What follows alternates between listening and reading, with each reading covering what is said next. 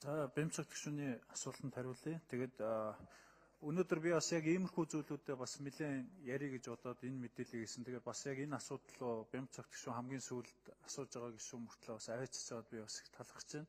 Тэгээд одоо жишээлбэл 9 төрлийн татвар дээр нийтдээ их хурлын гишүүд болон засгийн газар санаачслаад өргөн барьсан 14 хуулийн төсөл болчиход байна. Тэгэхээр энэ хуулийнхаа төслүүдийг бол нэгтгээд бид нар бол яг нэг одоо ойлголцол бол хүрэх шаардлага бага юм. Тэрнтэй холбогдуулаад их хурлын даргын захирамжаар амар жаргал гишүүнээр ахлуулсан ажлын хэсэг бол их хурл дээр байгуулагдсан гэж ингэж ойлгож байгаа. Тэгээ энэ хүрээндээ хэдүүлээ асуудлуудаа ярья. Нэгдүгээрт хоёрдугаарт болохоор зэрэг би бас бэмцэг гишүүн манай Дэмбэрэл гишүүний гаргасан энэ санаачлалыг дэмжиж засагтайгаа энэ татврын хуулиудыг бол ойлголцож өргөн барих энэ чиглэлөө бас тодорхой алхам хийж байгаад би бас дахиж талархаж байна.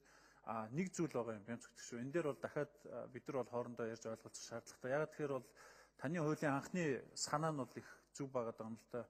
Нийслэл хотоос холдох тусам, бүсээрээ холдох тусам орлогын албан татврын хувь хэмжээ нь бол буурч явж байгаа. Ийм зохицуулалтанд орё гэдэг хуулийн төсөл гэж ойлгож байгаа шүү дээ.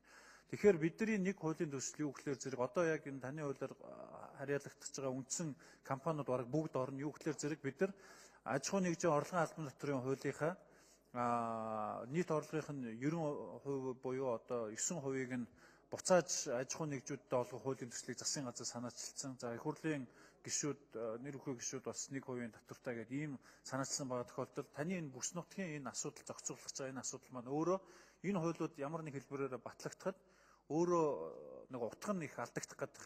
Тэгэхээр нөгөө яг зохицуулах за. Тэгэхээр энэ тохиолдолд ямар өөр шин зохицуулалт болох юм бэ гэдэг дээр та зөвхөн засгийн газар шилжүүлэхээс гадна өөр бас ямар хууль эрх зүйн зохицуулалтууд, шинэ эрх зүйн орчин бүрдүүлэх үү гэдэг тал дээр бас санаасалтай ажиллах юм бол засгийн газар бол тантай хамт ажиллаад өргөн барих болцоо байгаа гэж хэлхийг хүсэж байна.